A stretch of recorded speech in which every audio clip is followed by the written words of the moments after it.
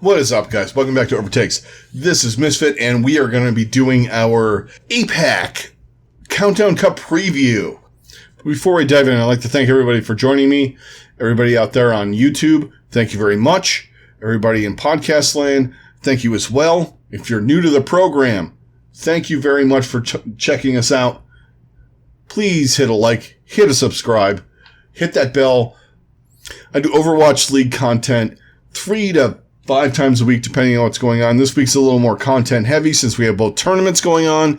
I like to separate them, talk about each one, and start a conversation with that. Let's dive into the APAC tournament. So we have some different seedings and things like that going on in this one, minus Seoul because they're always in the bottom because they've been playing like shit. But Chengdu is our 2 seed. We have a different player up towards the top. All right, Shanghai gets the bye because they're the number 1 seed again. We have Guangzhou taking on New York, Hangzhou taking on Seoul, and Chengdu taking on London. First match in the quarters, we got Guangzhou taking on New York. We just saw that a couple weeks ago. New York did a number on them. New York starting to play a little bit of APAC style, at least against Guangzhou, and that was during Hero Pools. Things are a little different right now. New York has been playing better. I like the Hoxall Nene thing. Adding Bianca into the lineup, I think, is a fantastic thing. They've been playing a lot better, a little bit more speed, a little bit more aggression. I kind of like what they're doing, but I think Guangzhou is still the better team right now. A lot of people don't. You look at ratings, power rankings, when people do the 20, they always have New York ahead of Guangzhou. I have Guangzhou higher. Eileen, happy, fantastic. Their tank line with Krong and Rio, really good, especially Krong. Rio's been holding his own. Their support line with Chara and Shu looks really good. I think they're a little bit better than New York right now. Now, that doesn't mean to say I think this is going to be close. I've said this about 90% of the matches. I want them to be close. But in this division, everybody's played each other so much in APAC. I think Guangzhou, overall, it has nothing to do with individual skill. To me, I think as a team, Guangzhou plays better than anybody minus Shanghai in the APAC region. New York is good. They're calculated. They exploit mistakes. They do all the things that New York does. But the one thing they don't do is, for me, I like teams that are aggressive. And Guangzhou is aggressive. Sometimes it's bad. Yes. They overextend, I should say. They overextend into fights and they do some things that are bad, but I just think sometimes New York cannot handle that. They cannot handle the overt aggression that some teams have, especially when they're trying to do their calculated game. They just have problems with that. I think Guangzhou wins this 3-1. Close, but a 3-1. The next match, I really don't know what else to say about Seoul. Everybody says it's kind of in that Gladiators Dallas Fuel kind of thing. They're playing better. Everybody with Seoul, they didn't look bad, but they still lose 3-0 or 3-1 outside of getting bonus wins for the last 2 tournaments. They have not won a match. So I don't see where they win this against Hangzhou, who still has some issues with cohesion and communication and those things, but they showed last week that they are capable of absolutely destroying a team. And they did. I think they're going to do that in this match. They are going to put Seoul and bury them in the ground. Do I want that? No, I love Prophet. Prophet's my guy. Prophet will do everything in his power to make sure that doesn't happen. But overall, I think right now, Gushui's better than Gesture. Their tank line in general is better than Seoul. Support line, I call it a wash. Architect and Godsby right now are better than Prophet and Fitz or Prophet and Illicit. Mostly the other player that's not Prophet. Prophet's going to do everything in his power, but the one thing that happens with Seoul is it feels like to me, and I don't know if it's actually happening or not.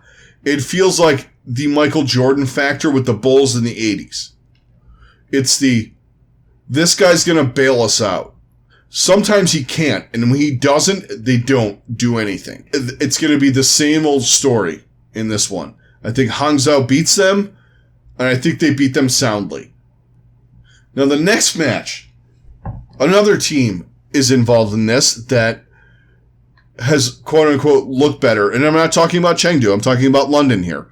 London has looked better. They've played well, but they can't win maps, and they can't finish. They're a young team. Have all the pieces haven't come together yet for them. I would like to see them keep this team, keep this core, and move on to next year. And I think we're going to see a lot of good things out of them. Right now, they're just learning. Trying to learn against Chengdu is going to be hard because Chengdu's going to do what the fuck they do. They're going to Chengdu it. Whatever Chengdu-y thing they're going to do, whether it's Farah, Ball, Zarya, Sombra, Torbjorn, whatever fucked up stuff they do, they're going to do it, and I think they're going to win this match rather soundly. I don't think in a pressure situation, London can handle the amount of different things that Chengdu's going to throw at them. And it's ball stuff aside. I'm talking what they do on their other DPS.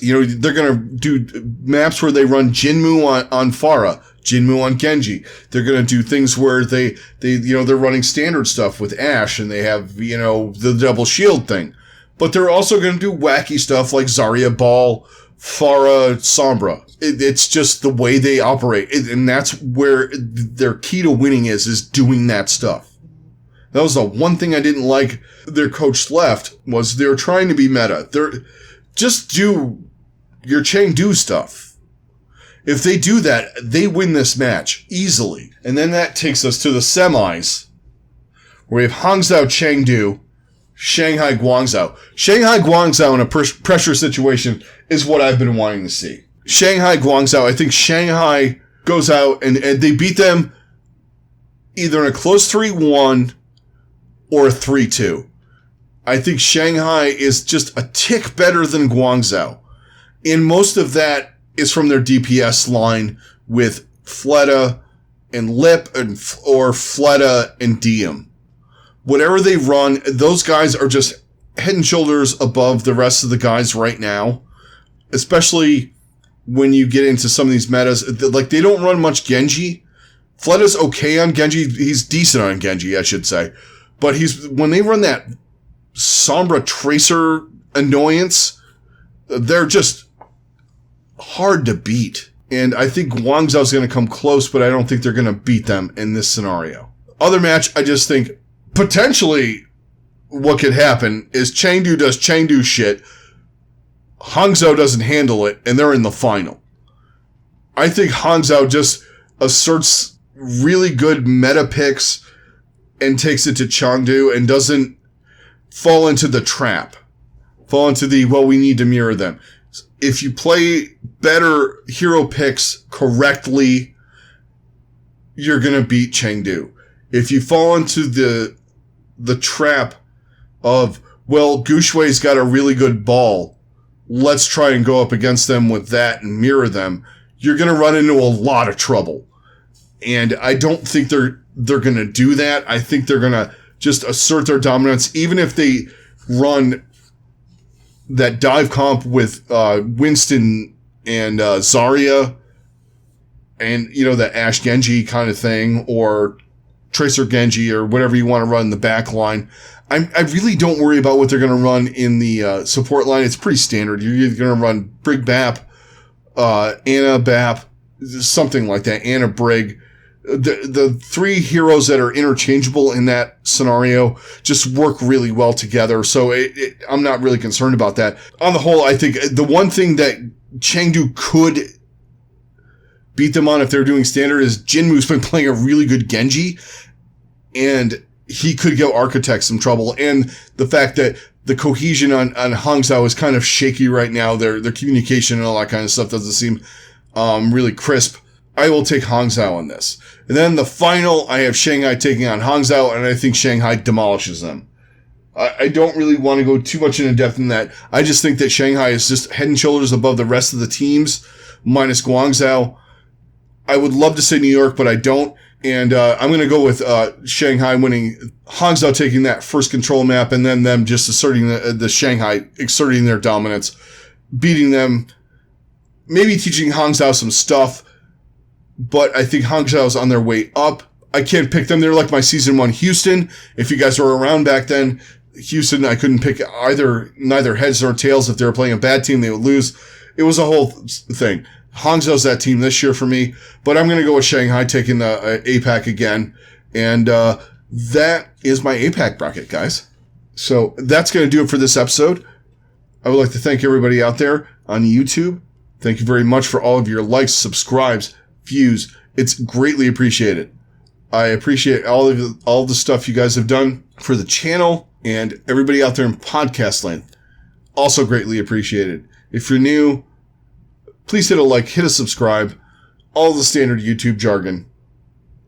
Be greatly appreciated.